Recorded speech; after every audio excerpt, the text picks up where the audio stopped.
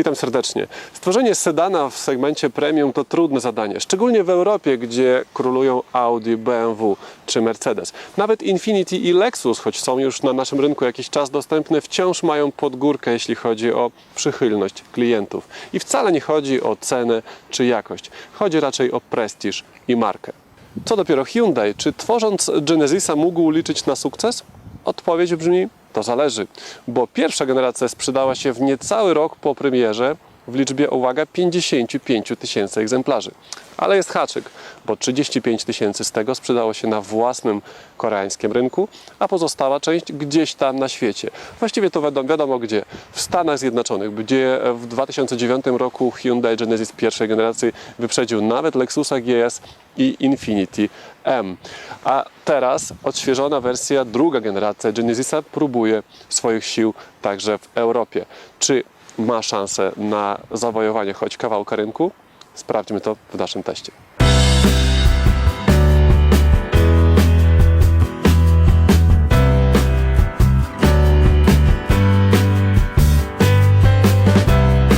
Ocena Hyundai Genesisa z wyglądu to jest trudne zadanie, bo z jednej strony, jeśli popatrzymy obiektywnie, nie będziemy się odnosić do innych samochodów, kształtów, wzorów, pomysłów, to samochód robi piorunujące wrażenie. Naprawdę przejeżdżając obok przystanku, co druga osoba obejrzy ten samochód z przodu, z boku i jeszcze odwróci głowę, aby obejrzeć go z tyłu. Natomiast jeśli będziemy się troszkę czepiać, to możemy znaleźć parę elementów, które widzieliśmy już gdzie indziej. Przykładowo, tylne lampy to jest trochę podobny wzór do Infiniti Q50. Z tyłu, nawiasem mówiąc, jest naprawdę bardzo tak majestatycznie to jest zrobione, do tego trochę sportowego akcentu w postaci dwóch końcówek rur wydechowych.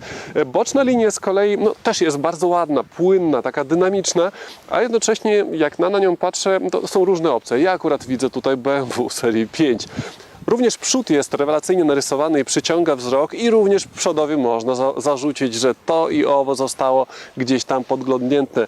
Czy to grill, czy to lampy, które mogą raz przypominać Infiniti Q50, ktoś inny zobaczy tu lampę wziętą z Mercedesa, ale nie da się temu samochodowi zarzucić, że on jest niespójny, mimo że tu i ówdzie widzimy pewne nawiązania, albo może coś nam to przypomina, to jednak całość wygląda bardzo spójnie i harmonijnie. Jeszcze mówiąc o lampach, nie ma tu możliwości zamówienia lamp full LED, tak jak u konkurencji, chociaż LEDowe są zarówno kierunkowskazy, jak i tu światło do jazdy dziennej, jak również lampy z tyłu.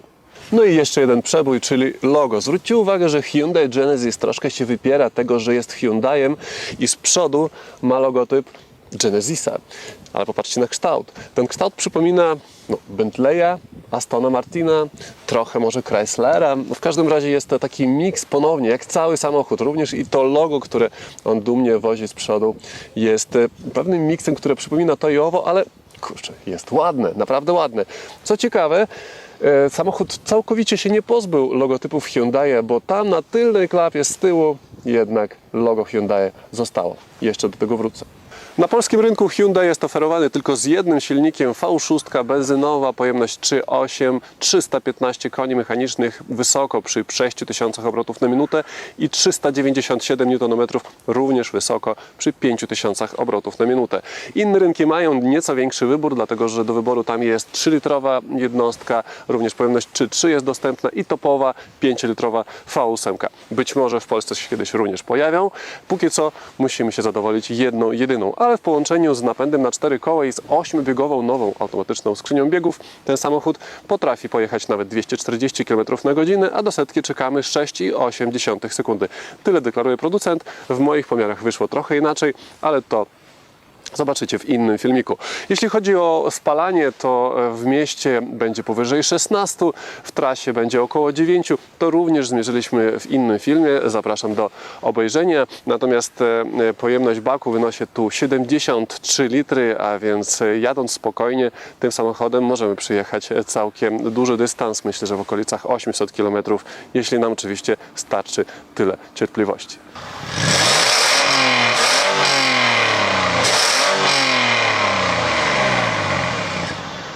I to samo w środku.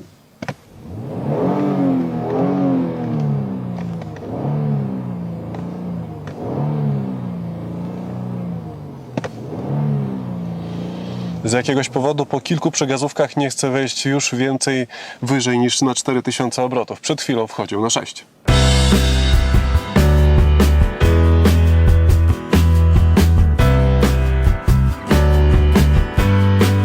Czas na test dwumetrowca, zmarzniętego dwumetrowca ponownie, a więc tak, miejsca z przodu naprawdę jest pod dostatkiem, a jeśli miałbym skompletować swój idealny samochód, to z tego samochodu wyrwałbym fotel.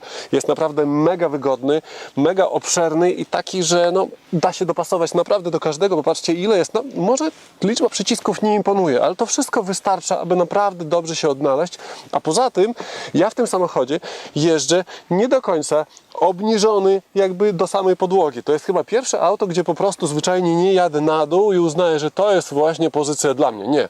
Teraz dla mnie jest za nisko. Ja muszę się odrobinę podnieść, a więc tu przestrzeń jest obliczona na kogoś o wzroście 2,10. Jeśli chodzi o regulację, to wszystko tu jest naprawdę bardzo dobrze przemyślane. Popatrzcie, jak daleko wyjeżdża nawet ta część, która wydłuża siedzisko. Na wysokość regulujemy również na dwa sposoby, albo sam dół, albo sama góra. Mamy też regulację oczywiście lędźwiową, mamy też regulację szerokości tutaj całego fotela, czyli boczki. Możemy zrobić albo szerzej, albo wężej. Regulacja kierownicy, oczywiście elektryczna, oczywiście dwupłaszczyznowa. Kierownica sama w sobie jest dosyć duża, ale nie przeszkadza, bo tu, jak mówię, przestrzeni nie brakuje. Tak jak siedzę, tak jak właśnie sobie ustawiłem, to nad głową akurat wybrałem sobie 2 palce wolnej przestrzeni. Jak mówię, w tym samochodzie mogę sobie wybrać, bo jak zjadę jeszcze niżej, tak nie chcę jeździć, ale mogę, to wtedy mam nawet i 4, a więc przestrzeni naprawdę jest dużo, mimo że tutaj mamy wielkie okno dachowe. A teraz ustawię się tak pod siebie. I zobaczmy, bo wszystko rozregulowałem. Zobaczmy, ile miejsca jest za mną.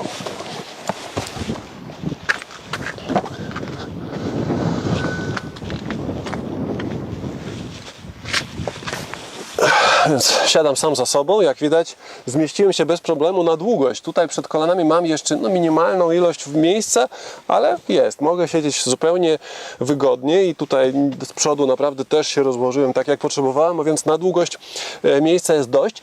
Natomiast na wysokość jest tak średnio, powiedziałbym. Znaczy ja nie jestem w stanie się wyprostować. Tu co prawda sufit przewiduje taką specjalną taką formę, gdzie można tutaj schować głowę, ale to nie jest wystarczające do dwumetrowca, więc niestety tutaj dwumetrowiec tak dobrze aż już z tyłu nie usiądzie, nie ze względu właśnie na brak miejsca na długość, tylko ze względu na to, że sufit za bardzo opada mu na głowę. Natomiast popatrzcie, jakie są 2 wygodne fotele, naprawdę to 5. osoba to specjalnie nie będzie miała za wygodnie, bo to jest takie miejsce raczej łącznik, a poza tym jest jeszcze ten powód, dla którego lepiej, żeby tej 5. osoby nie było. Dlatego, że kiedy rozłożymy ten podłokietnik, to znajdziemy tu naprawdę fajne centrum sterowania całą elektroniką w tym samochodzie. Mamy tu oprócz tego duży schowek podświetlany z wyjściem 12 V. Mamy tu też odpowiednie miejsca na kubeczki. Tutaj mamy regulowalne, oczywiście też wentylowane fotele z tyłu. Mamy też możliwość regulowania fotela przede mną, gdyby mi tutaj zabrakło. Mogę to zrobić albo stąd, albo tymi tutaj przyciskami. Możemy sterować stąd też roletką elektryczną, akurat musiałbym zapłon włączyć, ale się da. Oczywiście głośność, media, wszystko się da wyregulować, więc naprawdę możliwości jest całkiem sporo. Oprócz tego klasycznie możemy tutaj wspomnieć o schoweczkach, jednym, drugim miejscu w drzwiach, czy też wrócić do miejsca między fotelami i tu jest nawiew, co prawda niestety tylko analogowe pokrętła, co jest dla mnie zupełnie niezrozumiałe, bo w tej klasie samochodu, gdzie jednak jest dosyć duża koncentracja na osobie właśnie siedzącej w tych miejscach, tu powinien być przycisk, powinien być wyświetlacz. Niestety tego zabrakło. Mamy tu nawiewy, tak czy inaczej mamy.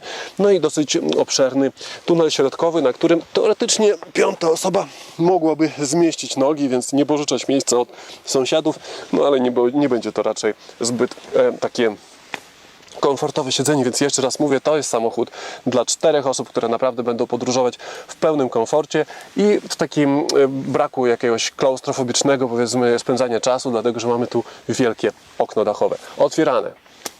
Porównując plastiki z przodu i z tyłu, to widać, że dokładnie tej samej jakości tworzywa są użyte przynajmniej tutaj na drzwiach z tyłu, jak i z przodu, a więc na osobach siedzących z tyłu Koreańczycy nie oszczędzali.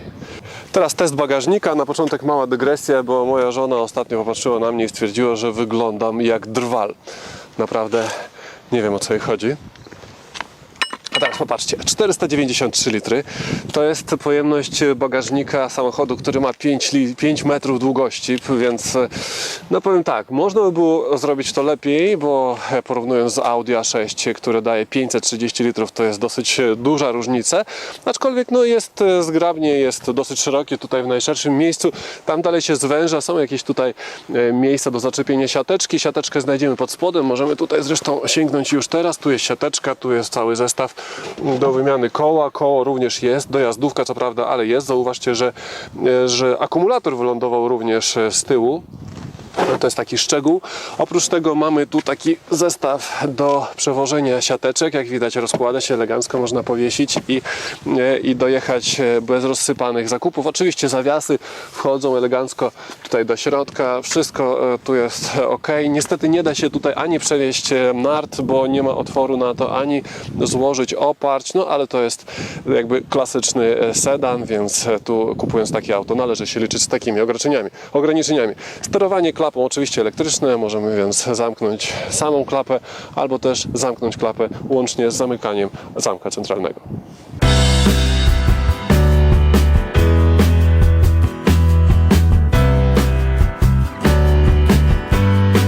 Hyundai Genesisa możemy oceniać według kilku perspektyw, tak powiem.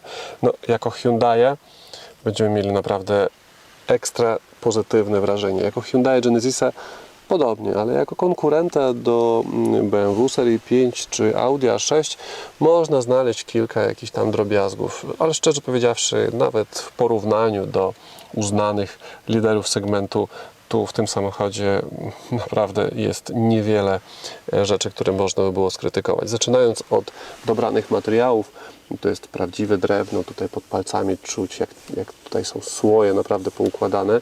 Tu mamy prawdziwe aluminium, tu mamy miękkie tworzywo, tu mamy prawdziwą skórę, daszek obszyty, skóra oczywiście na kierownicy, drewno na drzwiach, skóra perforowana, miękkie podłokietniki, tutaj troszkę twarde, ale uginające się lekko jeszcze pod palcem tworzywo. Po prawej stronie również taki, no może średnio miękki, ale uginający się też podłokietnik. Tu oczywiście znajduje się o tak otwierany, klasyczny do tego typu samochodów. Dodatkowy schowek mamy z taką tacką. Tu mamy jeszcze jeden schoweczek, jak już mówimy o schowkach. Tu mamy jeszcze jeden schoweczek, 2 wejścia, 12 V, mamy wejście USB, mamy tutaj miejsce na 2 kubeczki. Mamy bardzo pojemny schowek, jak widać sporo rzeczy się zmieściło przed pasażerem. Mamy długi, chociaż dosyć wąski schowek w drzwiach. Tutaj nawet można by było coś schować. Więc naprawdę od strony praktycznej w tym samochodzie schowków nie zabraknie, od strony jakości spasowania. Sprawdźmy, jak to wygląda. Ledwo sięgam, to jest taki duży samochód. Uwaga! Nic. Ledwo się odkształca, w ogóle nie hałasuje. Jest naprawdę dobrze. Jeśli miałbym poszukać mniej lub bardziej sztucznie jakichś problemów w wykończeniu, czy właściwie w rozplanowaniu wnętrza, to znalazłbym chyba, no nie wiem, no póki co tylko jeden. Tu może jeszcze o tym zapomniałem, popatrzcie, to dodaje trochę autu szlachetności, taki ładny analogowy zegarek. Jedną rzecz znalazłem i to po chyba 2 dniach użytkowania, mianowicie te pokrętła do przestawiania temperatury. Popatrzcie, że one są dosyć niewielkie i one są tak od dołu szczególnie, tak dosyć głęboko utopione w konsoli, więc ich regulacja naprawdę jest dosyć mało wygodna. To jest coś, co należy naprawdę ledwo, tutaj da się chwycić wygodnie i tak naprawdę za krawędź musimy to złapać, dlatego że to nie wystaje zbyt mocno. Także, no, jak mówię, czepiam się trochę, ale to jest jedyna rzecz, co do której mógłbym powiedzieć, ok, to można by było zrobić lepiej. Oczywiście, jak widzieliście, słyszeliście pewnie to, co mówiłem na kanale Zachar Off w swoim pierwszym takim filmiku z pierwszymi wrażeniami, tu jest taki dodatkowy nawiew dla pasażerów siedzących z tyłu. Jak na fakt, że z tyłu siedzą najważniejsi pasażerowie, to ten nawiew mógłby być elektronicznie sterowany. Niestety taki nie jest. Tutaj mamy oczywiście jeszcze sporo całkiem różnego rodzaju, jak widać, przycisków i pokręteł i regulacji, ale tego już nie będę teraz omawiał, siedząc z przodu. ale to jest moim zdaniem małe faux pas, bo jednak jeśli założymy, że w tym samochodzie najważniejsza osoba może siedzieć z tyłu, to tam takie zwykłe analogowe pokrętła to jest małe przeoczenie. Podobnie też uważam, że sterowanie zamkiem centralnym powinno być zrobione na dotyk, a w tym przypadku tu niestety działa to na zwykły przycisk. Pomijając te dwa drobne elementy, uważam, że Hyundai Genesis jak na Hyundai naprawdę wymiata od strony jakości, od strony projektu, od strony dobranych materiałów i spasowania, jak na samochód, który ma konkurować z uznanymi sedanami premium, to można w nim znaleźć parę drobnych niedoskonałości, które mogą, szczerze mówiąc, wpłynąć na decyzje klientów, ale tak naprawdę nie o te szczegóły w tym samochodzie chodzi. Teraz test widoczności. Słupek A jest dość masywny niestety, zewnętrzne lusterka wystarczająco duże, górna krawędź przedniej szyby wystarczająco wysoko, podobnie wewnętrzne lusterko wisi tak trochę na krawędzi mojego horyzontu, ale pamiętajcie, że ja tutaj mam możliwość jeszcze wyregulowania fotela w dół, a więc myślę, że Genesis zupełnie wystarcza tutaj dla dwumetrowca. Z prawej strony, jak widać, słupek A jest jeszcze szerszy, połączony jeszcze z zewnętrznym lusterkiem i tu jest spore utrudnienie, jeśli chodzi o widoczność. Idziemy dalej. Tu jest takie malutkie okienko pomiędzy słupkami C i D i ono w sumie niewiele wnosi. Tylna szyba pochylona pod sporym kątem, choć jest obszerna, to jednak niewiele tam w niej widać, natomiast Hyundai przygotował oczywiście bardzo szeroką ofertę dla zainteresowanych różnymi rodzajami wspomagania i tu mamy, proszę bardzo, dosyć dobrej rozdzielczości kamerę cofania. Możemy oprócz tego zmienić tu widoki, możemy mieć rzut, jak widać, z lotu ptaka, możemy mieć rzut do tyłu, możemy mieć rzut do tyłu i na tylne lewe koło lub na tylne prawe koło, a więc to jest naprawdę spore ułatwienie. Jeśli włączymy bieg do przodu, to widzimy również z kamery tutaj widok do przodu, a więc mamy tu naprawdę komplet informacji wystarczającej do bezpiecznego parkowania. Możemy tu, jak widać, skręcam kierownicę i na ekranie odpowiednio zmieniają się gabaryty samochodu. Mogę to pokazać, jak to w praktyce wygląda. Może najpierw w tym widoku jedziemy, widać dokładnie, gdzie parkujemy. Jeśli mamy wątpliwości, czy tył samochodu nie dojechał już za blisko tego betonowego bloku, który jest zresztą tutaj oczywiście doskonale widoczny, to możemy przyłączyć w tryb podglądu właśnie tego prawego tylnego koła. No i tu widać to jeszcze lepiej. Wracamy do tego widoku i możemy jeszcze odrobinę wycofać. Myślę, że z takim zestawem kamer i czujnikami cofania, jak widać, każdy odnajdzie się na każdym parkingu.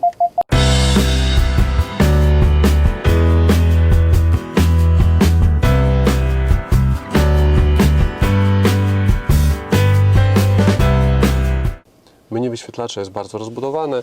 Sterując tu zestawem pokręteł i przycisków możemy wybierać różne opcje, ustawienia, telefon, nawigację, radio. Przykładowo po wejściu do ustawień możemy wybierać ustawienie dźwięku, wyświetlacza, Bluetooth, rozpoznawanie głosu, zegar ogólny, podręcznik nawet, informacje systemowe, więc tutaj nie brakuje różnego rodzaju ustawień. Możemy to też przejść na ekran umieszczony pomiędzy zegarami. Tu też nie brakuje informacji. Proszę bardzo, przewijamy na przykład teraz informacje takie statystyczne, a więc średnia prędkość, aktualna prędkość, średnie spalanie. To akurat wyszło naprawdę bardzo niewielkie, dlatego że przed chwilą przejechałem parędziesiąt kilometrów po autostradzie bardzo spokojnie, więc tu mamy dobre spalanie i przechodzimy dalej. Tu są wskazania nawigacji. Tu jest zestaw asystentów zwizualizowany, to akurat kontrola pasa ruchu. Tu mamy informację o naszym wybranym w tej chwili nadawcy radio. Mamy też informację o ciśnieniu w oponach, ale też możemy być poinformowani tutaj o przeglądzie. No i różnego rodzaju ustawienia, czyli tu jest ustawienie head-up display, różnego rodzaju wspomagania podczas jazdy. No to dobra, to wyłączamy, tak. I teraz wspomaganie kierowcy do wyboru ESC. Możemy tu włączyć, wyłączyć. Możemy również ustawić odpowiednio ten układ utrzymania pasa ruchu, chociaż szczerze powiedziawszy nie jest to dla mnie do końca jasne, czym jest tryb przed zjazdem, tryb po zjechaniu, być może, a zresztą trzeba by to wypróbować. Samodzielne hamowanie włączone, strzeżenie przy cofaniu włączone. Idziemy dalej, drzwi, bagażnik możemy też konfigurować, czy ryglowanie jest automatyczne, czy przy określonej prędkości, odryglowanie automatyczne, przy przyłączeniu na parking, różne opcje znów do wyboru, samoczynne otwieranie bagażnika, no więc jest włączone, cokolwiek to znaczy. Światła, możemy regulować aktywację kierunkowskazów 3 razy, oświetlenie otoczenia, opóźnione wyłączenie, światło powitalne. Idziemy dalej, dźwięk, no tu możemy różnego rodzaju ustawienia dźwięku również powybierać. Ustawienia kierowcy przy wsiadaniu, czyli tutaj są odsyłane właśnie kierownice i fotele, przebieg między przeglądami, pozostałe funkcje, no ciekaw jestem, co tu znajdzie, informacje drogowe, o proszę bardzo, tu samochód odczytuje prędkość, ograniczenia prędkości i będzie nam to wyświetlał, będzie wyświetlał na tym ekranie, niestety nie na head-up displayu, tak jak jest to w innych samochodach. Zobaczmy co jeszcze, możemy zmienić jednostki zużycia paliwa, skalę temperatury, jednostki ciśnienia w oponach. Wydaje mi się, że znalazłem pewien błąd w komputerze pokładowym, a mianowicie przed chwilą wyłączyłem ESP stojąc na parkingu, a teraz jadąc postanowiłem, że go włączę. No i próbuję go włączyć, naciskam tu na odpowiedni przycisk, aby wejść do menu i okazuje się, że momencik, wspomaganie kierowcy, Enter, nie można zmieniać ustawień podczas jazdy. Czyli jeśli ja na przykład wyłączyłem ESP, ale po drodze okaże się, że nie wiem, przede mną jest jakiś śliski odcinek czy coś w tym stylu i chcę włączyć ESP dla pewności, dla bezpieczeństwa, okazuje się, że najpierw muszę się zatrzymać, a dopiero później go włączyć. Moim zdaniem to jest funkcja, która w innych samochodach zwykle jest bardzo wysoko w priorytetach, czyli możliwość włączenia w pilnej sytuacji ESP jest zwykle bardzo łatwa. Tymczasem akurat w Genesisie, jak widać, jest to coś, co wymaga najpierw zatrzymania się, włączenia trybu parking i dopiero wtedy wchodzimy do wspomagania kierowcy i możemy to ESP sobie włączyć. No to poznajcie Genesisa w nocy. Co powiecie na to? Gdzieś to już widziałem w Land Roverze. Reflektory z przodu.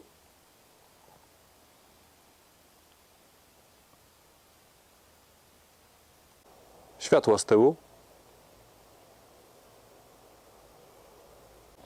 Oczywiście podświetlane klamki. Oczywiście podświetlane progi. I oczywiście podświetlane takie oto cuda na suficie, plus powitanie muzyczne i nie wiedzieć czemu chwilę później kompletnie ciemno się zrobiło. Mamy tylko podświetlone tutaj, kamera oczywiście nie radzi sobie z ostrością, mamy podświetlone miejsce na nogi i przycisk do uruchomienia silnika. No to włączmy przynajmniej cały ten system i zobaczmy jak to wygląda. Dostajemy od razu na wejściu jakieś tam ważne komunikaty w stylu 2 na plusie, spalanie, nie patrzcie. W każdym razie, co widzimy? Widzimy bardzo ciekawie podświetlone, bardzo bogato podświetlone auto, bardzo czytelne zegary, wielki ekran między zegarami, mnóstwo przycisków na kierownicy po jednej stronie, po drugiej stronie. Pod kierownicą również bogactwo różnego rodzaju przycisków, każdy jeden jest oczywiście podświetlony, na drzwiach także podświetlone, klamki, co ciekawe, od środka już podświetlone nie są. Brak jest też, punktuje takie rzeczy jak na auto klasy premium, prawda? Brak jest też podświetlenia niestety kieszonek w drzwiach. Na podsufitce mamy całkiem sporo przycisków, wszystkie również ładnie podświetlone. Tu mamy wielki ekran, mamy jakieś tutaj informacje z konsoli centralnej, wszystko oczywiście ładnie podświetlone, Jest tuż tutaj takie na podsuficie taka dioda, który rzuca tu światło, chociaż szczerze mówiąc tak wiele, no nie, troszkę daje, ok. Jest tu wszystko podświetlone. Co jeszcze? Mamy też podświetlony schowek, jak widać. O, to jest jakaś kamerka moja, dobra. Co jeszcze? Mamy podświetlone oczywiście jakieś tam elementy, tutaj przyciski po prawej stronie na drzwiach. No i z tyłu mamy podświetlenie, co ciekawe, klamek. Czyżby moja klamka była podświetlona? A, przepraszam, jednak klamka kierowcy podświetlona jest. Jest, bo jest z tyłu przecież, no jak z tyłu jest, to dlaczego z przodu miałoby nie być? No i najciekawsze, czyli podświetlenie całego tego centrum sterowania multimediami, wszystkie te przyciski. Wygląda to naprawdę bogato. Jeśli chodzi o podświetlenie jeszcze dodatkowych lampek, to wszystkie są tutaj LEDowe, bardzo mocne, a możemy też spróbować podświetlenie włączyć z tyłu. Również LEDowe, punktowe, ładnie oświetlające miejsce jednej osoby i jak widać nie przeszkadzające pozostałym. I jeszcze jedna ciekawostka, schowek w podłokietniku również jest podświetlony. Działanie kamery w nocy w zupełności wystarcza mimo zabrudzonego szkła wszystkich 4 kamer. Cofając teraz bez problemu da się odnaleźć na parkingu.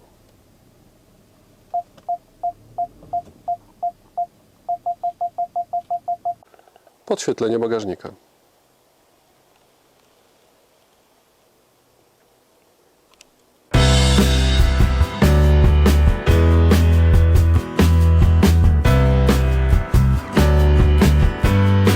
Hyundai Genesis to sedan klasy premium, więc nie powinno nikogo dziwić, że projektanci na pierwszym miejscu postawili komfort.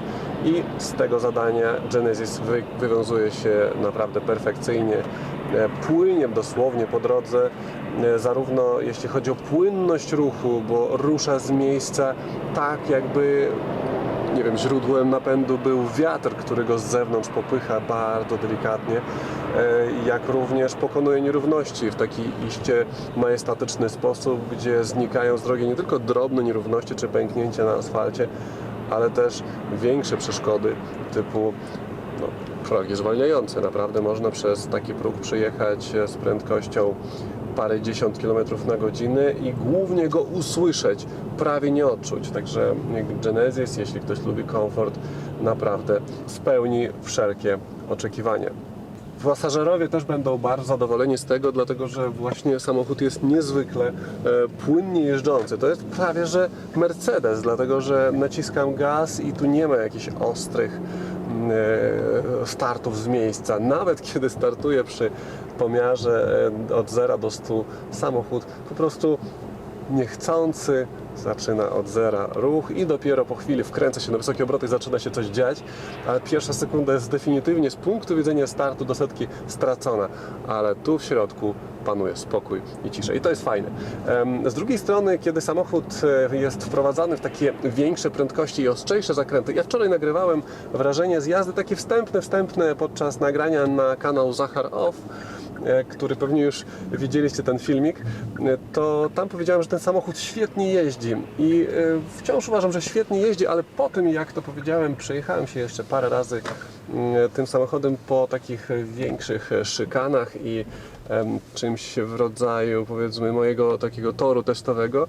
No i muszę powiedzieć, że udało mi się parę razy ten samochód wprowadzić w taki niezbyt stabilny tor ruchu, kiedy już na chwilę stracił kierowca nie tyle panowanie nad pojazdem, co pewność, co samochód zrobi za chwilę. I to jest coś, co zostało przeze mnie sprowokowane przy dużej prędkości, sprowokowane przy prędkości jakby niedostosowanej trochę do zakrętu, a więc należałoby go majestatycznie przejechać 40. Ja to zrobiłem na przykład 60 i okazało się, że samochód już gdzieś tam dostał nadsterowności, więc można by powiedzieć, że od strony płynności ruchu i komfortu można Hyundai nazwać Mercedesem, ale od strony jakości jazdy z punktu widzenia przyjemności z jazdy i kontroli nad samochodem, to do BMW jeszcze mu trochę brakuje. Jeśli chodzi o poszczególne elementy, no to tutaj układ kierowniczy wiadomo, że jest taki dosyć przezroczysty, wspomaganie jest mocne i nawet kiedy przyłączymy w tryb Drive Mode, tutaj ustawimy Sport, to niewiele się zmienia. Właściwie to ten tryb sportowy to jest dosyć niewielki, tak naprawdę wprowadza niewielką zmianę. Niestety tu można cały czas jeździć na trybie normalnym i będzie mniej więcej to samo co w Eco czy Sporcie. Ja tutaj nie odczułem jakichś dramatycznych rewolucji. Natomiast skrzynia 8-biegowa, nowa, pierwszy raz taką jeżdżę w Hyundaiu i spodziewałem się nie wiadomo jakich rewelacji, tymczasem to jest po prostu skrzynia, która ma 2 biegi więcej, ma niższe obroty przy wyższych prędkościach, jest inaczej zestopniowana niż się spodziewałem, w porównaniu z 6 przynajmniej, natomiast od strony takiej jakiejś ostrości jazdy, szybkości zmiany biegów, szybkości redukcji reakcji na takie właśnie testy typu 2 biegi w dół i tak dalej, ona jest porównywalna, powiedziałbym, z tym, co oferuje skrzynia 6-biegowa, więc to 6-biegowa prawdopodobnie zmodyfikowane na 2 biegi więcej niż jakieś kompletnie nowe cudo zaproponowane nam przez Hyundai. Oczywiście mogę się mylić, ale takie są moje odczucia. Szybkie podsumowanie. Samochód od strony komfortu jazdy zadowoli każdego, od strony jakości jazdy, od strony kierowcy na co dzień naprawdę oferuje bardzo rozsądny kompromis, dlatego że silnik jest mocny, napęd na 4 koła, można jeździć, naprawdę odczuwać z tego przyjemność, a jednocześnie jakieś nierówności na drodze pokonywać nie zauważając praktycznie tego. Ale jeśli chcemy pojechać tym tak jak BMW, no to już niestety tego nie będziemy mogli tym zrobić. Czegoś tu jeszcze w kontakcie z drogą brakuje, ale jeśli interesuje nas Mercedes, niezła propozycja. Wyciszenie na postoju.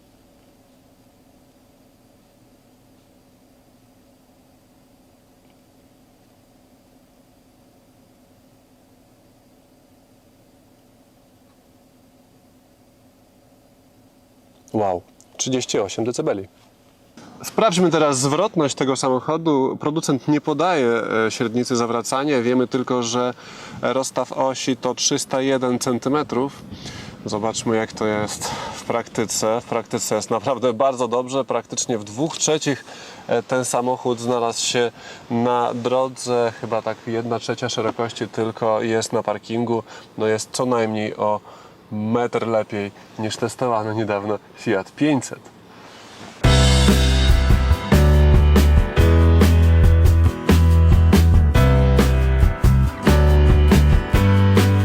Wystarczy spojrzeć na cennik Hyundai Genesisa, aby się uśmiechnąć. Tylko jedna pozycja, no ale mamy tylko jeden silnik i tylko jedną opcję wyposażenia. I to wszystko za 299 tysięcy złotych. Można by pomyśleć, 300 za Hyundai? Oszaleli? Ale poczekajcie, popatrzcie na to, co ten samochód ma na wyposażeniu. Właściwie to łatwiej by było powiedzieć, czego on nie ma na wyposażeniu, bo lista standardowego wyposażenia jest naprawdę bardzo długa, można by wymieniać i wymieniać. Przykładowo head-up display, przykładowo napęd na 4 koła, automatyczna skrzynia biegów, mocny silnik, skórzane oczywiście fotele wielokonturowo regulowalne, można naprawdę wszystko poustawiać. Mamy też sterowanie systemem multimedialnym z 17 głośnikami, również z tylnej kanapy pełen zestaw przycisków, wentylowane fotele, podgrzewane fotele. Naprawdę mógłbym długo wymienić. To wszystko za 300 tysięcy opakowane w inne auto z logiem, a przykładowo BMW kosztowałoby o wiele więcej. A skoro już mówię o BMW, to posłuchajcie, co można kupić za mniej więcej 300 tysięcy złotych, tak żeby miało też napęd na 4 koła i około 300 koni. Pamiętajcie, tu już w tych pieniądzach pojawia się magia znaczka, a więc jeśli ktoś będzie miał mniej więcej to samo, w tych mniej więcej tych samych pieniądzach, to Genesis jest na przegranej pozycji. Ale posłuchajcie, zacznijmy od kwot niższych od 300 tysięcy, a więc tak, 286 tysięcy. W tej cenie możemy dostać Mercedesa klasy E, E400 z formatikiem oczywiście, który będzie miał 333 konie, a więc parę koni więcej. Za mniej więcej taką samą kwotę dostaniemy również Infiniti Q70, które będzie miało jeszcze więcej koni, bo 364, no i będzie kosztowało, jak mówię, 286 tysięcy złotych. Nieco wyżej, powyżej 300 tysięcy, za 302 600 zł dostaniemy 535i X-Drive, który będzie miał 306 koni, a więc nieco słabszy. No i najdroższa propozycja w tym moim zestawieniu to jest Audi A6 Quattro, które w pakiecie Competition będzie miało silnik 3.0 TDI i uwaga, 326 koni mechanicznych, a więc mocniejsze od Genesisa. No, wygląda na to, że z tą ceną Genesis tak do końca się nie wstrzelił, bo z jednej strony, bo jednak w porównywalnej cenie już możemy wybierać spośród znacznie bardziej uznawanych na naszym rynku konkurentów, ale z drugiej strony, jeśli uwzględnimy całe wyposażenie dostępne w tym samochodzie i dokupimy do tych konkurentów te wszystkie elementy wyposażenia, to okaże się, że wracając do BMW, wyceniliśmy BMW serii 5, dodaliśmy wszystkie elementy tego wyposażenia i wyszło około 50 000 złotych więcej. Na zewnątrz jest tak zimno, że każdą wolną chwilę spędzamy właśnie w samochodzie, dogrzewając się, bo na zewnątrz mamy tu +2 i mocny wiatr. Ale posłuchajcie, skończyłem niby informację już o tym, jaka jest konkurencja dla Genesisa, ale tak w wolnej chwili myślę, jak ja bym miał zapłacić 300 000 złotych za Genesisa z tym wyposażeniem i na przykład miałbym jako konkurenta Audi A6 Quattro Pakiet Competition 3.0 TDI 326 koni, również oczywiście napęd na wszystkie koła i 310 000 złotych jako punkt wyjścia. Niech dokupimy te wszystkie head-up displaye, sterowanie z tyłu, cuda, wentylacja, klimatyzacja i tak dalej. I wyjdzie nam, 380 000 złotych. Pytanie, czy warto dopłacać 380 000 złotych, czy warto dopłacać 80 000 złotych do ceny, aby mieć zamiast znaczka Genesisa, mieć znaczek Audi. No i po krótkim dosyć zastanowieniu się uznałem, że chyba warto. Nie dlatego, że jestem próżny i dla loga jestem w stanie wydać każde pieniądze, bo po pierwsze, to jest wszystko dla pieniędzy, bo po pierwsze, ten samochód pali nawet do 20 litrów w mieście. Audi z silnikiem 3.0 TDI będzie palił paręnaście, może 10, zależy jak kto jeździ. Ale jest jeszcze druga rzecz. Załóżmy, że po 2-3 latach będę chciał sprzedać Genesisa. Założę się, że nie dostanę za niego nawet połowy kwoty, którą zapłaciłem. Może się mylę, ale myślę, że nie tak bardzo. Natomiast za Audi pewnie dostanę 60%, może 70% i za 3 lata okaże się, że wyjdę na swoje. A przynajmniej w międzyczasie jeździłem Audi. Koreańczycy zrobili wiele, aby zbliżyć Genesisa drugiej generacji do swojej konkurencji, przynajmniej tej dalekowschodniej. Zrobili wiele, ale nie wszystko. I to, co się doskonale sprawdza przy samochodach wolumenowych, masowych, takich jak Hyundai i20 czy i30, czyli w segmencie, który Koreańczycy opanowali do perfekcji, nie zawsze sprawdzi się w segmencie premium. A w tym segmencie zabraknie Genesisowi takich rzeczy jak możliwość wyboru dla klienta, większego wyboru w zakresie silników, szacunku do paliwa, kilku drobiazgów, cóż, skoro nawet Volkswagenowi się nie udało z Phaetonem, zabraknie mu marki. I wydaje mi się, że Hyundai dobrze o tym wie, dlatego że wprowadził do sprzedaży tylko jedną odmianę tej limuzyny. Nie po to, żeby ją sprzedawać, nie po to, aby na niej zarabiać, tylko po to, aby była i pracowała na lepszy wizerunek koreańskiej marki. I dlatego właśnie to logo Hyundai'a z tyłu nie zniknęło, bo mimo, że ono obniża nieco status tej limuzyny, to jednak będąc na tej limuzyny podwyższa nieco status Hyundai'a.